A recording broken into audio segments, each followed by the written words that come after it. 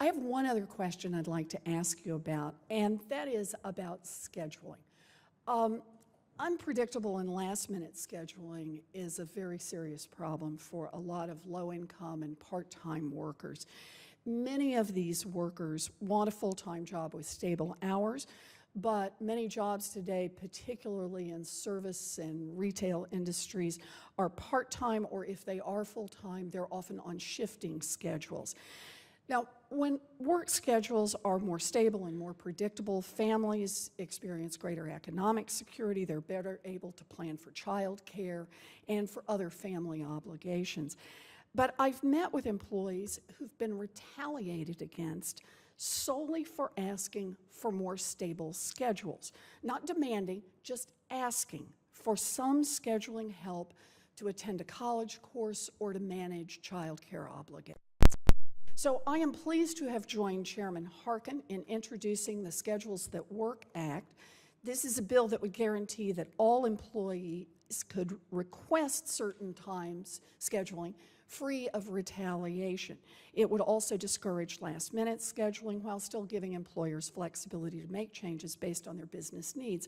So what I wanted to ask you is, I understand that it is Congress's job to write the laws and the NLRB's job to enforce the rules.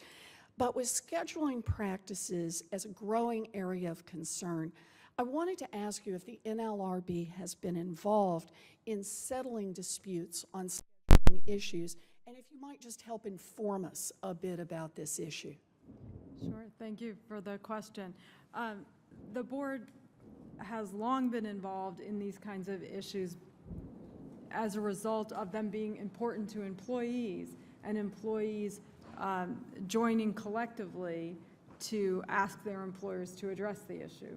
So it is clearly, scheduling is a critical aspect of an employee's terms and conditions of employment, and the National Labor Relations Act gives employees the right, either through a collective bargaining representative if the employees choose that vehicle for expressing their collective action, or just through protected concerted activity, to raise concerns about terms and conditions of employment. So the Act does in fact give a way for employees to express those concerns, share them with employees in a manner that's protected.